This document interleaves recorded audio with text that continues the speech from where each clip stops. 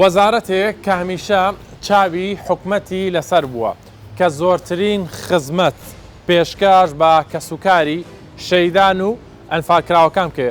دەمەوێت لە بژانەوەی ئەم جارەدا بزانم لە ماوەی 4 ساڵی ڕابردوودا لەم وەزارەتەدا چۆن چاکسازی، خزمەتگوزاری، گۆڕانکاری ڕوویداوە.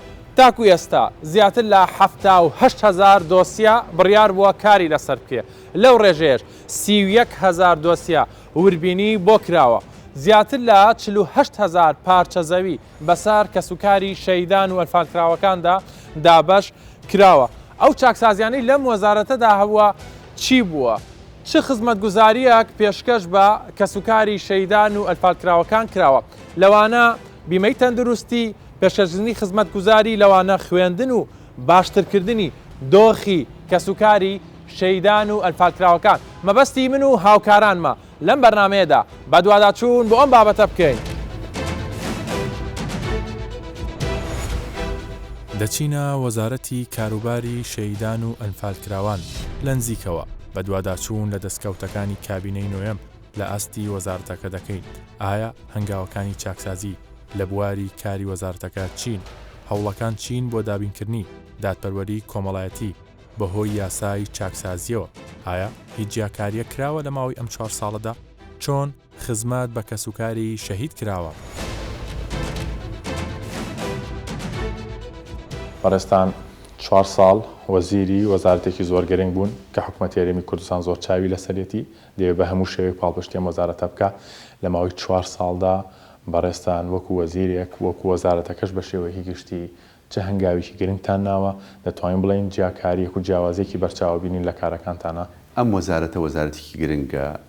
ئەتوانم بڵێم زۆربەی زۆری تاک و کۆی خەڵکی کوردستان هەماهەنگی و پەیوەندیان هەیە لەگەڵ ئەم وەزارەتە و ڕۆژانە کۆنتاکتمان هەیە بەهۆی ئەوەی کە ئەم میلەتە میلەتێکی قوربانی دەرە و تێکۆشاوە لە پێناو ئازادی و دیموکراسی. لەبەرەوە لە دوای دەست بەکاربوونی تەبەن کابینەکان یەک لە دوایەکان کارکراوە، بەڵام ئەم کابینەیە بەهۆی یاسای چاکسازی کە یاسایەکە لە پەرلەمانی کوردستان دەرچوێنرا و لە حکوومەتی هەرێمی کوردستان ڕێکاری بۆ گیرایە بەر وەزارەتی کاروباری شەیدان و ئەنفالکراوان بەشێک بوو لەو بەشێکی گرنگی ئەو چاکسازی بەرکەوت.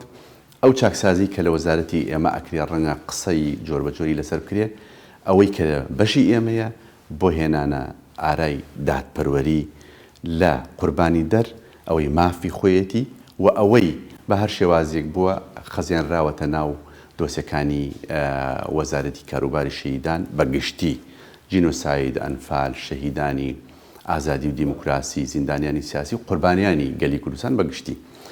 تەبعاً کاری باش کراوە. ئێمە لە ئەو بەشەی کە بەرمان کەوتووە ڕێکارمان گرتووەتە بەر، پەیڕۆمان بۆ دەرکردەوە بە هەماهەنگی و هاوکاری ئەنجومەنی وەزیران و ڕێنماییمان دەرکردو، چەند ڕێنمایەکمان دەرکردەوە بۆ کار ئاسانی و جێبەجێکردنی کاروبارەکانی وەزارەتی کاروباری شەیدان و ئەنفالکراوان و یاسای چاکسازی.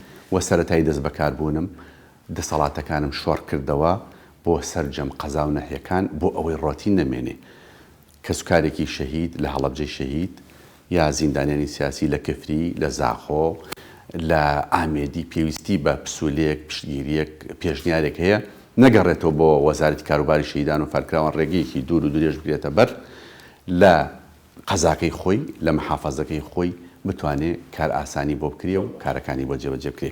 ئێمە یاسای چاکسازیمان تەبعاً سێ لیژنەیەکی باڵا هەیە. سەرۆکی حکوومەت سەرۆکی چاکسازیە یا باڵای لیژنەی باڵای چاکسازیە، جێگری سەرۆکی حکوومەت جێگرە و چەند وەزارەتێکی ژەیە، وەزارەتی 5-6 وەزارەتێکین. یەکێک لە وەزارەتانەی کە ئەندامن لە لیژنەی باڵای چاکسازی وەزارەتی کاروباری شەیدان و ئەنفالکراوانە بە هەماهەنگی و هاوکاری سکرتاریەت و هەماهەنگی و بە دوواداچوونی کاروبارەکانی ڕۆژانەی یاسایی چاکسازی.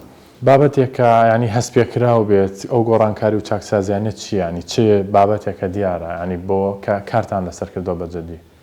طبعاً مەبەستی چاکسازیە. بەڵێ لە چاکسازی طبعاً سەرەتای دەست بەکاربوونمان چوینە سەر ئەو ڕێکارانەی کە بەدەر لە یاسا بە شێوازی جۆر بە جۆر لە کابینەکانی پێشوو یا لە خەباتی شۆڕژگێڕانەی کوردایەتی و تێکۆشانی خەڵکی کوردستان کۆمەڵی تەجاواز کراوە.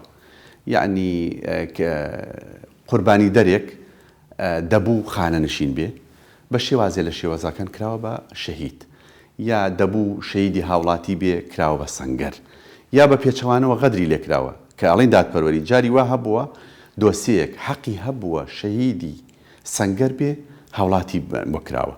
ئێمە توانیومانە بە پیاسەی چەکسازی سەرجەم ئەو دادپەروەریانە بگێڕینەوە، ئەو لیژنە تایبەتیانە دۆسیی وا هەبووە دەیان ڕۆژی خایاندووە تا بە دووەداچوون کراوە، بە دووەداچوونی مەیدانی بۆ شوێنی خۆی بۆ قەزاکەی بۆ شوێنی لێی شەهید بووە، بۆ شوێنی قوربانی دەربووتایە بۆ ئەوەی بە شێوازێکی دادپەروەرانە مافەکەی بۆ بگێڕینەوە.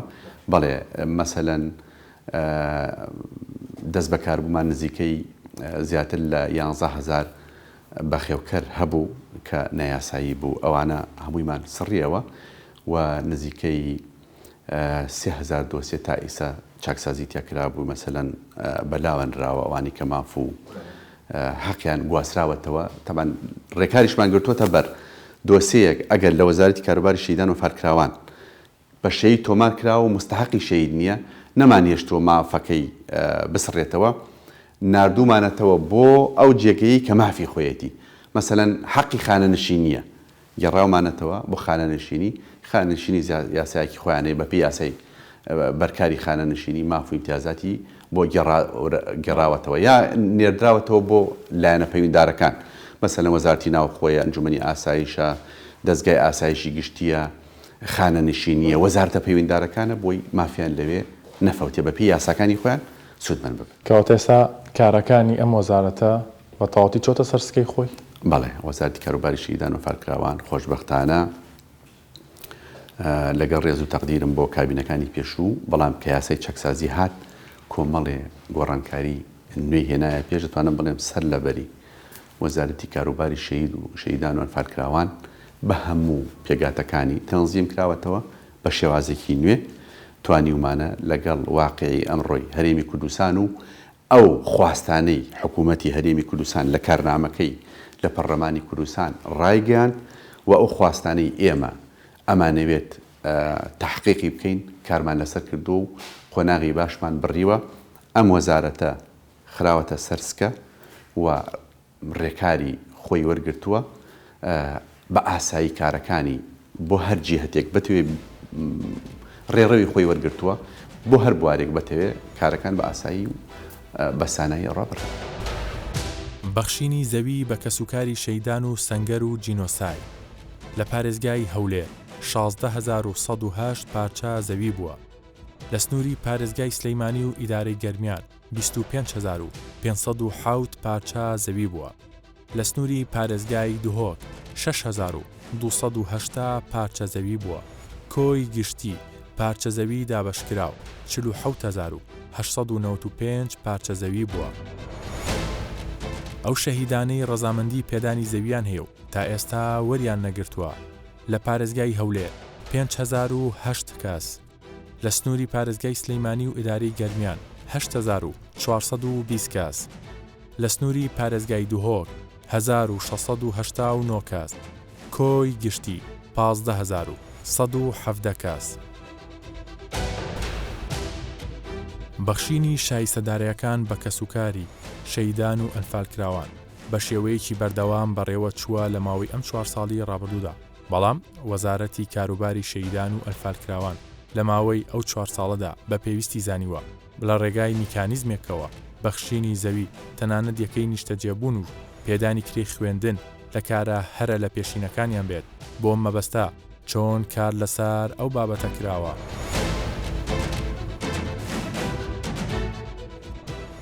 تایبەت بە ئەو خزمەتگوزارانی لە وەزارەتەکەی ئێوە پێشکەش دەکرێت، تەنها خۆی لە موچەیە دەبینێت توانی کەسوکاری شەیدان تەنها موچەیەکیان بۆ دەبرێتەوە تەواو یا لە خوێندنە لە پێدانی پارچە زەویە لەوە دەگرێت و لەسەر و هەموو شێوە ئەمانە کێن کە شمولی ئەم وەرگرتنی ئەم خزمەتگوزاریانە دەکەن.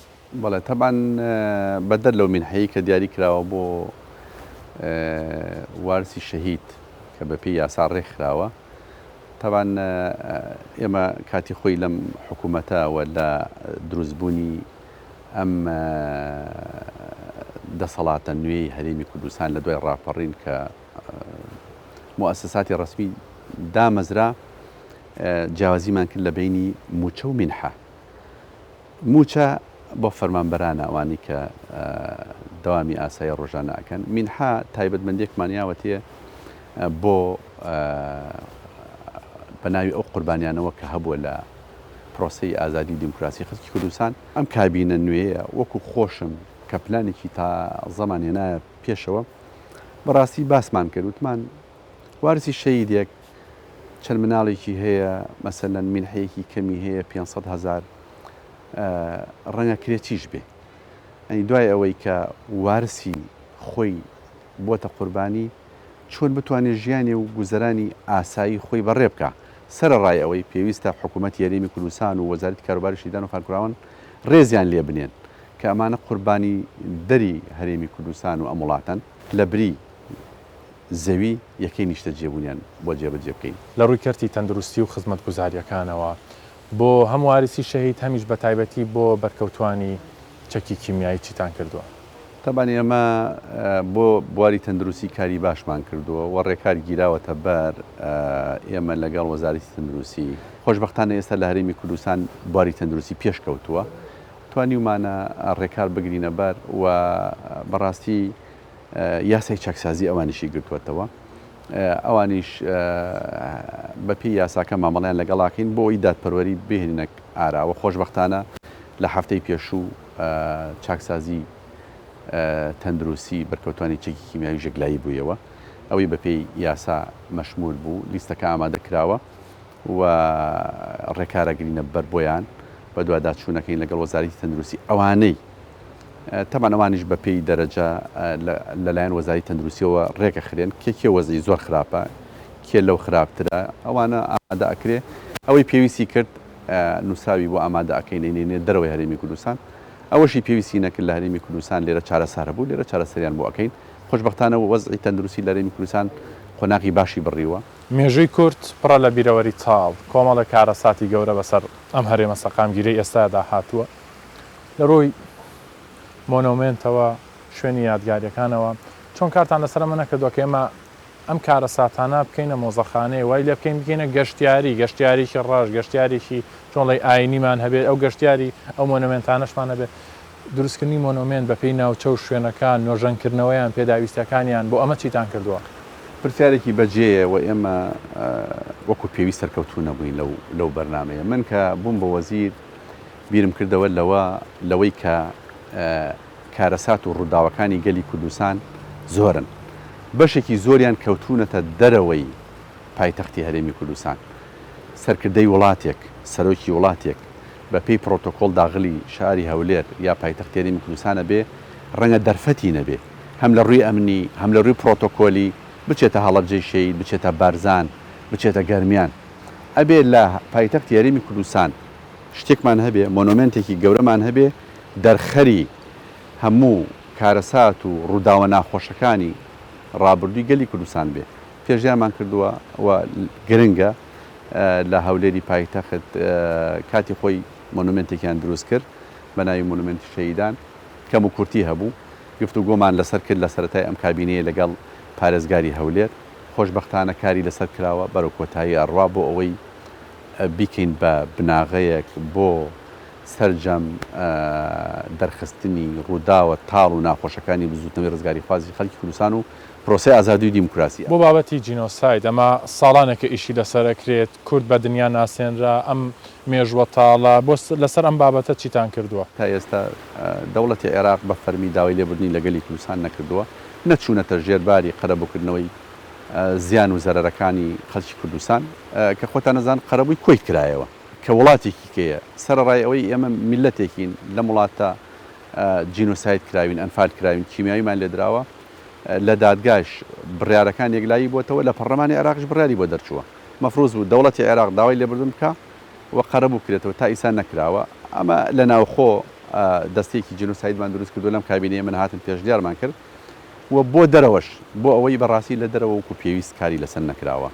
نەمانتوانیوە کەیسەکانی جینۆساید، تاوانەکانی جینۆسایدی کورد لە دەرەوە بناسیێنین. خۆشبەختانە ئێمە کارمان کردووە لە لۆبیین لەم فترەی پێشووە بەشداریمان کرد لە کۆنفرانسێک لە بەرشەلۆنە لە پایتەختی لە بەرشەلۆنەی وڵاتی ئیسپانیا یەکێک لەو کارانی کە گرنگ بوو لۆبێکی باشمان ئەنجامدا لە ڕێگەی ڕێکخراوەیەک بە ناوی کەیجی لۆبی سنتەر و لە ڕێگەی IGS-ەوە توانیمان دەنگێکی باش بەدەست بێنین پەسەندی بڕیاری جینۆسایدی کورد تاوانەکانی کورد کە بە جینۆساید ناسرا بوو پەسەندی بکەن و دەنگیان لەسەردا یەکێکە لە دەستکەوتەکانی وەزارەتی کاروباری شەیدان و ئەنفالکراوان و حکومەتی نوێی هەرێمی کوردستان. چاکسازیەکان لە دۆسیەی شەیدان و ئەنفالکراوان و زیندانیانی سیاسی و تاقانەکانی ئەنفال. دۆسیەی وربینی کراو 31,470 دۆسیە. دۆسیەی وربینی نەکراو 44,148 دۆسیە. دۆسیەی پەسەند کراو 19,871 دۆسیە. دۆسیەی پەسەند نەکراو 3,052 دۆسیە. ئەو دۆسیانەی کەم کوڕیان هەیە 8,547 دۆسیە. کۆی گشتی دۆسیەکان لە وەزارەتی کاروباری شەیدان و ئەنفالکراوان 75,618 دۆسیە. دامەزرانی بەڕێوەبەرایەتیە گشتیەکان سوودێکی زۆری هەبووە بۆ بەڕێکردنی کاروباری کەسوکاری شەیدان و ئەنفالکراوان و لە دەرەوەی ڕێکارەکانیش وەزارەتی شەیدان و ئەنفالکراوان بەبێ جیاوازی کاروباری کەسوکاری شەیدانیان ئەنجامدا و لەلایەن سەرۆکی حکومەتی هەرێمی کوردستانیشەوە بە تایبەتی پاڵپشتی ئەم وەزارەتە کراوە. وەزیری کاروباری شەیدان و ئەنفالکراوان باس لە داهاتوش دەکات کە پلانیان چییە بۆ ئەوەی زیاتر خزمەتی کەسوکاری شەهیدان بکرێت لە هەرێمی کوردستاندا. پاڵپشتیەکانی سەرۆکی حکومەت لە ماوەی ئەم 4 ساڵەیە بۆ وەزارەتە چی بووە ڕۆیای ئەو چی بووە لەسەر ئەم وەزارەتە تا چەند پاڵپشتی کردوون؟ بەڕێ سەرۆکی حکومەت زۆر مهتەمە بە کەسوکاری سەربەرزی شەیدان و قوربانیانی جینۆساید و ڕزگار بووانی شاڵاوەکانی ئەنفال و ئەوەی لە توانا و تااقەتی حکوومەتە هەبووە پشتیوانی و پشتگیری لە ڕادەبەری ئەم حکوومەتەی کرد ئەم وەزارەتی کردووە بەبێ مجاملە. خۆتان نەزان حکوومەتی هەرێمی کوردستان ئەم کابینە نوێیە کەوتین بەسەر کۆمەڵێک کێشە و گیر و گرفت کە لە دەرەوەی ئیرادەی ئێمە بوو. پاژماوەی گیر و گرفتەکانی شەڕی داعش، ڕوخاندنی بنەمای اقتصادی هەرێمی کوردستان، نەخۆشی ڤایرۆسی کۆرۆنا، ئەمانە کۆمەڵی کێشە و گیر و گرفت بوون سەر ڕای هەموو ئەوانە دابەزینی نرخی نەوت و کێشە هەڵباسراوەکانی نێوان هەرێم و بەغداد کە تا ئێستش خۆتە نەزان بەردەوامە کە یەکێکە لە گرفتەکانی حکوومەتی هەرێمی کوردستان سەر ڕای هەموو ئەمانە خۆشبەختانە ئەوەی هەبوو بێ وەزارەتی کاروباری شەیدان و ئەنفالکراوان لە بودجەی حکوومەتی هەرێمی کوردستان لە پێش بووە بۆ جێبەجێکردنی ماف و ئیمتیازاتیان و زۆربەی ئەو کێشانی هەمانە هی کابینەکانی پێشووە. یعنی تا ئێستا ئێمە دایمە لەگەڵ جەنابی سەرۆکی حکوومەت باس یەکەم ئێمە قەرزی کابینەکانی پێشووەینەوە. ئەگەر ئەوانە نەبوایە ئێمە خۆمانەمانتوانی لەسەر پێی خۆمان ئەو تەڵەب و داواکاریانەی هەمانە هی ئێستا جێبەجێ بکەین و خۆشبەختانە ڕێکاری باشمان گرتە بەر سەرڕای هەموو ئەو کەم و کورتیانی هەبوو ئەو گیر و گرفتانی هەبوو لە ڕابردوو توانیمان شێوازی کارکردنمان بۆ خزمەت گوزاریەکانی کەسوکاری شەهیدان لە پێدانی پارەوە بگۆڕین بۆ ڕێکاری تر. مەسەلەن بۆ نمونە جاران پارەی خوێندن ئەدرا ئێمە توانیمان لەم کابینەیە بە هەمانگی و هاوکاری تەمان وەزارتە پەیوەنددارەکان دەمەوێت سوپاسیان بکەم چ وەزارەتی خوێندنی باڵا چ وەزارەتی پەروەردە چ وەزارەتی تەندروستی بەپێی تااقەت و توانای خۆیان وەزارەتی شارەوانی هاوکار و هەمانگی ئێمە بوون بۆ ئەوەی کار ئاسانی و هەماهنگگیمان بۆ بکەن. جاران مەسەلەن پارە سەرفەکرا بۆ خوێنکار ئێستا ئێمە گۆڕیومانە بە کورسی خوێندن و بە تایبەتی کەرتی تایبەتیش هاوکاری باشمانەکە ئەوانی سوپاسیانەکەین بە پێی ئەو ڕێکارانەی گیراوەتە بەر و دەستگاکانی حکوومەتی هەرێمی کوردستان وەزارەتەکان بەگشتی هەمانگ و هاوکارن لەگەڵ ئێمە و کاری باشمان پێکەوە کردووە بە تایبەتی فەرمانگەی هەمانگی و پەیوەندیەکان کە لەسەر خەتن ڕۆژانە پێکەوە هەمانگی و هاوکاری باشمانەیە. دەوترێت کابینەی نوێم زەختێکی زۆری لەسەر بووە، تووشی قەیران بووە، تووشی کۆمەڵەیە گرفت بووە. ئایامە ڕنگدانەوەی هەبووە لە کارەکان یاخود سەرۆک وەزیرانێکی خۆڕاگر لەگەڵ ستاف و وەزیرەکانی ناو ئەنجومەنی وەزیران توانیتان ئەم قەیرانانە تێپەڕێنن؟ ئەم کابینەیەش بەڕاستی زۆرمان دووی کردین و زەختێکی زۆر لەسەر خودی سەرۆکی حکوومەتەیە.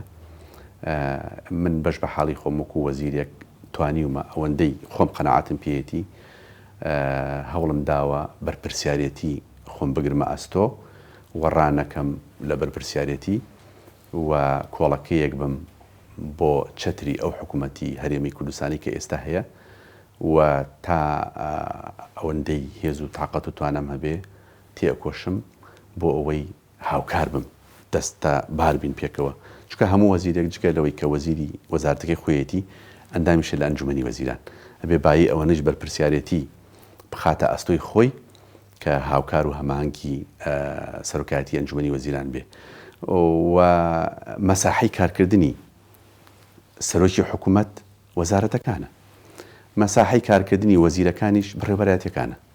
لەبەرەوە من ئەمەوێ سوپاسی ستافەکەی خۆشم بکەم کە لە دیوانی وەزارەت لە بری کار تا خوار و ڕاوێژکارەکانم و مدیر عامەکانم و مدیرەکان بەگشتی و سەرجەم دا و دەستگاکانی وەزارەتی کاروباریشی دەن و فەرکراوان هەماهەنگ و هاوکاری باشین پێکەوە وەکو تیمێک وەکو کاری دەوڵەتداری کار بکەین لە پێناو ئەو استراتیژەی کە حکوومەتی هەرێمی کوردستان لە پەرلەمانی کوردستان سوێنیشمان لەسەر خواردووە و دەنگیشیان پیاوین و پشتگیریشیان کردوین کە ئەمە کارانە بگرینە ئەستۆ.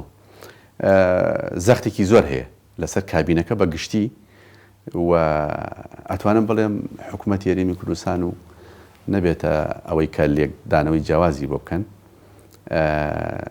ئێمە شانسمان هەبوو کاک مەسوور سەرۆکی حکوومەت بوو. بەڕاستی ئەگینە ئەم ئەزمەیی کە هەیە ئەو سەرۆکی حکوومەت نەبووە ڕەنگە بە ئاقارێکی ترا بڕۆشتایە. زەختی پاژماوەی کێشەکانی شەڕی داعش دابەزینی سیاری نەوت کێشە دروستکردن لە عێراقەوە لەسەر هەرێمی کوردستان نەخۆشی کۆرۆنا نەناردنی بەشە بوجێ هەرێمی کوردستان لەلایەن حکوومەتی عێراقەوە گیر و گرفتی مامۆسایان گیر و گرفتی دا و دەستگاکانی حکوومەتی هەرێمی کوردستان ئەمە زەختێکی زۆرە لەسەر کابینەکە بەگشتی سەرۆکی حکوومەت و وەزیرەکان. یعنی ئێمە شانی خۆمان داوەتە بەر ئەو بەرپرسیارەتیە لێشی ڕناکەین و کاریشی لەسەرەکەین تا ئەو ڕۆژەی کە ئەو بەرپرسیارەتی لە ئەستۆمان بێ. پلانتان بۆ داهاتووە گەرم کارەتان تەواو بوو حەزەکەن جارێکی تر بۆ منە ببنەوە بە وەزیری شەیدان وەرفاکراون یاخود پلانێکی ترتان هەیە لە کایەکی سیاسیە بەردەوام بن؟ من وەکو خۆم طبعا لە قۆناغی خەباتی ڕزگاری نیشتمانی و یەکێک بووم لەو کەسانی لە دوای بەداخەوە ئەنفال و کیمیابارانی کوردستان و ڕاگواستنی گوند و شار و شارچکانی کوردستان پێشمەرگەی پارتیزانی هەڵبژارد لە شاخ و چاو دۆڵ و دەشتەکانی کوردستان تا ڕاپەڕینی 91 و لە دوایەوەش لە پرۆسی دیموکراسی و ئازادیدا و سێ جار لە پەرلەمانی کوردستان خۆم کاندید کردووە. یەکێک بووم لەو کەسانی کە هیچ مزایدەیەکیشم نەکردووە. سوپاسی دەنگدەران و خەڵکی کوردستانەکەم کە پشتیوانیان لێ کردووم. لە خۆما بینم حەزم لە کاری خزمەتگوزاری کۆمەڵانی خەڵکی کوردستانە لە بەرەوەی زۆربەی تێکۆشاوم زۆرمان دوو بووم لەگەڵی ئەم میلەتە ئەم وڵاتە خەڵکی دڵسۆز و تێکۆشەر و خۆڕاگری زۆریە بێ. من لە خۆمە ڕابینم کە لە داهاتوش هەم لە پرۆسەی سیاسی هەم لە پرۆسەی دیموکراسی هەم لە پرۆسەی خزمەتگوزاری کار بکەم. یەکێکە لە استراتیژی کارکردنم لە ئێستادا بۆی هەیە لە داهاتوودا گۆڕانکاری بەسەر بیر و بۆچوون و تێڕوانین مەهات.